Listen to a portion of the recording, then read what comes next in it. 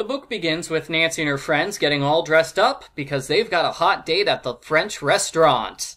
A date with Nancy's father. That got creepy fast. Argo Funk Book Review, Argo Funk Book Review. Hannah has lipstick and a red silk dress. She shares a meal with Mr. Drew, and this is the same place where Ned proposed to Nancy in book 24. Clearly, Hannah and Nancy's father are getting married. Somebody write that fanfic. But the real story is that the Drews are being harassed by a prank caller because of the Gleason trial. Carson explains the story. 8 years ago, Dennis Allard and Robert Gleason were accused of embezzlement.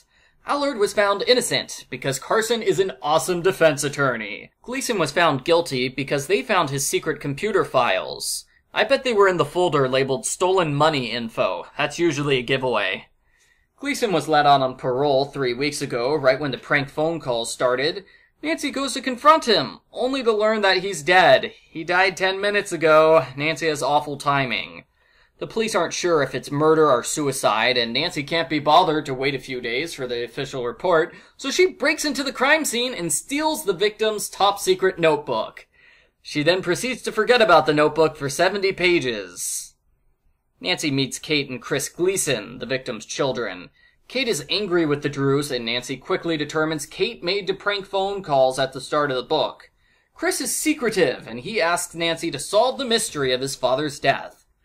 The culprit tries to kill Nancy in a car chase, and she interviews Allard, who confirms that the stolen money was never recovered. Later on, Nancy will learn the money was taken out of Allard's bank. Allard's response is mostly, "Oh, gee, how interesting. I'm too busy to talk now. Here, talk to this intern who doesn't know anything. Bye!" Mr. Drew gets bad news. The district attorney is planning to reopen the case and charge him with suppressing evidence. That is double jeopardy! And not the good kind of jeopardy that I can win, either. Things get extra dramatic when the victim's lawyer tells Nancy if she finds any evidence, he will subpoena her and make her testify against her father. I want to see this trial. Nancy meets Peter Nicodemus, the manager at the firm that was robbed. He gives Nancy full access to everything, but Cheryl, the data manager, says it's pointless. They don't have files from 8 years ago. Then Cheryl secretly meets with Nancy to tell her there is evidence on the computer. She found the culprit's secret account ledger. She printed out a copy, and then she deleted all of the files. Yep. She destroyed the only incriminating evidence in this case for basically no reason. Don't worry, she's not covering for the culprit. She's just stupid. I say the DA should charge her with concealing evidence, not Carson. In her defense, Cheryl deleted the file because the victim told her to do so, but that only makes it worse because now she's destroying relevant evidence at the request of a convicted felon. Oh, and the entire thing is a conflict of interest because she's dating Chris. Cheryl is so getting fired if her boss finds out. Nancy confronts Chris at the car garage. The culprit tries dropping a car on her when she's standing under a lift. I've heard of getting hit by a car before, but not like that. Nancy meets with the DA, and she tells him everything. He's surprisingly okay with the fact that she stole evidence from the crime scene. He gives her transcripts from Gleason's trial, and she figures out the culprit's evil plan. The culprit fooled everybody with a second secret computer program. That folder labeled stolen money info, that was fake. It was a fake-out designed to frame the victim. Tricky. So the real computer program is the one that Cheryl deleted last week. I wonder why the culprit left it on the computer for 8 years instead of deleting it right away. I mean, I know they did it because otherwise this book wouldn't exist, but still, they had more than enough time to destroy the only evidence proving they were guilty. Nancy shadows Allard for a bit, and she learns Allard and Nicodemus are running a business together on the sly. She breaks into Nicodemus's office by posing as a secretary, then by posing as a janitor. Because why have one fake identity when you can have two? Maybe she needed 3 fake identities, because Nicodemus catches Nancy in his office. He pulls out a gun and starts shooting at her.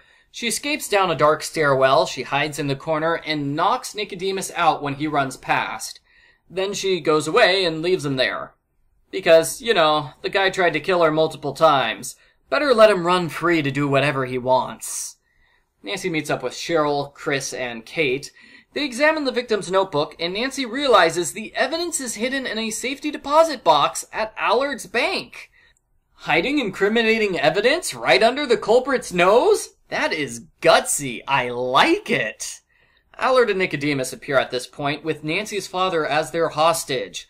Allard gives Chris a gun and orders him to shoot the famous Nancy Drew. You gotta love it when the culprit takes time out of their evil scheme to compliment you. That's nice. Fortunately, Chris and the girls rush the culprits and there's a big fight. Naturally, Nancy and her father land the final blows. The end. Post-book follow-up. I liked this book.